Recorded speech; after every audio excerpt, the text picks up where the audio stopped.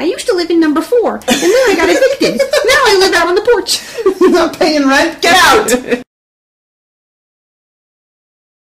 More wine. Lucia's sneaking around with filling up your wine glass. Oh, my. Go for it. It's your birthday. Well, everybody's doing it, so. All the cool kids are doing it, Calpernia. Don't drink, kids.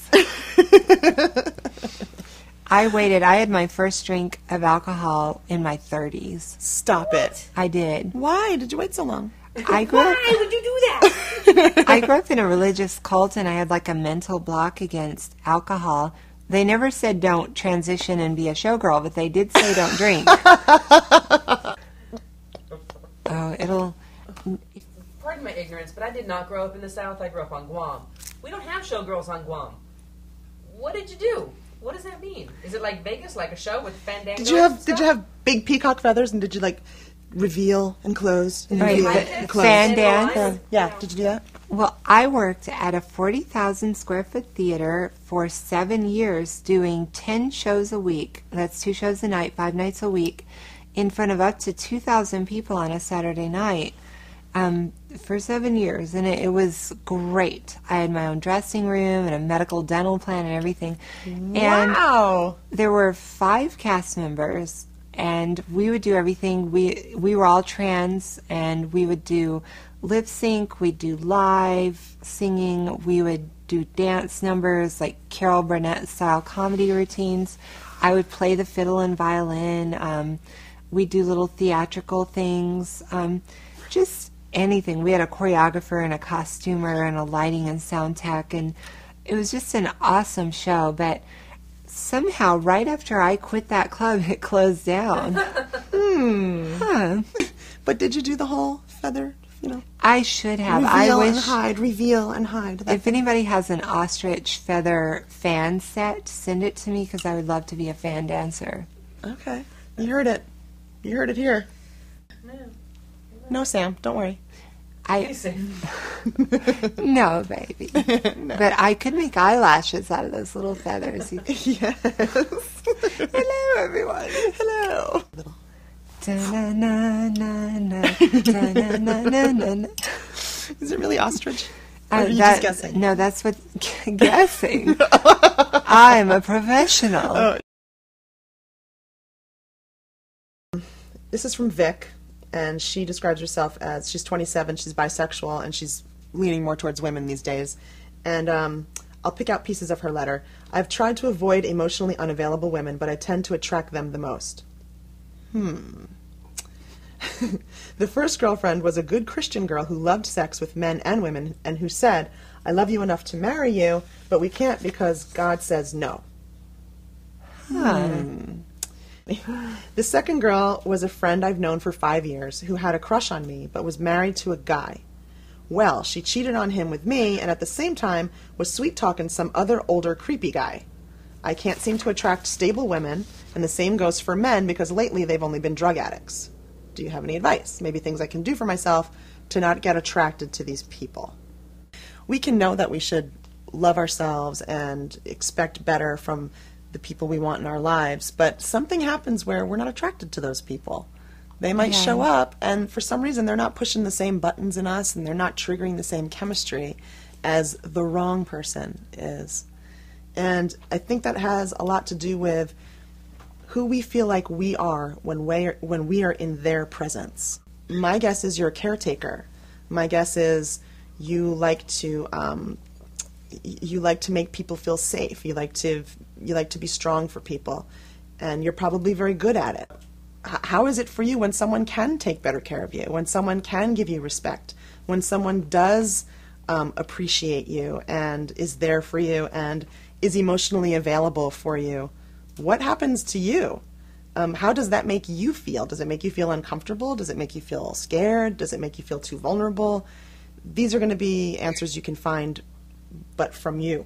I don't know what the answers are, but look for those things. Check that out. When you start, this sounds like a cliche, I know, but when you start loving yourself and feeling really confident in yourself, you won't accept lovers who don't give you what you deserve. And secondly is people say don't look for it, and then they don't tell you what you should be doing. What you should be doing is get out there, find a hobby, do pottery or running or, photography or sculpture, just something you like, and you'll meet people doing that who like things that you like, who can get their life together enough to go take a class at the community college or whatever, and you're going to open up opportunities for yourself, and you're going to build up self-confidence and meet a whole new crowd of people. Fantastic advice. Well, I know for me that who I'm attracted to has changed over the last couple of years, the kind of person that I'm attracted to. I was very much drawn to, birds with broken wings that needed me to save them, and all of my intentions were in the right place. I wanted to love them. Yeah. I wanted to love them and be there for them, and my thought was, it's going to nurture a trust in our relationship, and I love this person, and I want to be there for them, and then we're going to live happily ever after. But in a lot of cases, you're dealing with people's issues that can only be healed by themselves. Yeah. You can't heal someone else. And so I found I was creating a black hole. There was like a black hole of need. I could never fill it up. I could never fill it enough. And I thought, wait a second. It finally dawned on me after several trips around this track. I can't do that for somebody else. They have to do it for themselves. So if there's somebody, now I finally stopped actually being attracted to it. You'll make the connection logically first, and then after that sinks in, emotionally you'll find you're not attracted to those people anymore. I used to be drawn to really goody-goody religious boys. That was like my kryptonite, and of course they can never date a trans woman. It's just against everything they stand for. And Andrea pointed out that that's probably just like a safety net that I'm erecting for myself to keep myself out of a relationship, because I'm going after somebody who is never going to, date me and be long-term with me and stuff. And you start to realize things like that, which is why it's good to have friends to point things out to you. Yeah, to have you question why you do something. Maybe this is just keeping you safe from the risk of intimacy, because intimacy is a risk. Yeah, breaks your heart. It can break your heart. Yeah.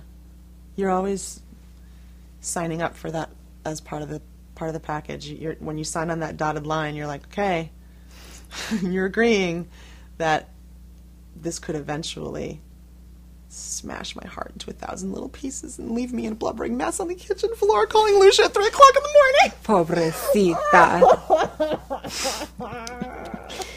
Here's a big chocolate cake. That's what I always do. Now I know who to call at 3 o'clock in the morning.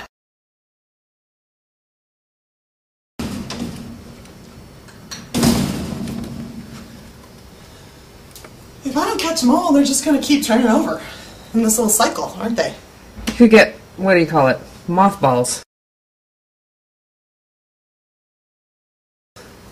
I don't really know how do you use a mothball? I don't know, you gotta shoot them out of a mothball gun.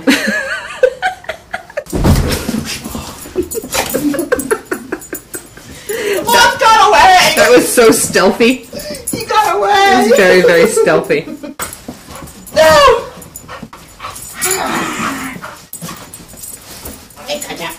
Oh. 5, 4, 3.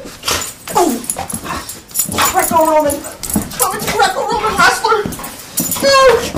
Oh, jeez. Moth got away.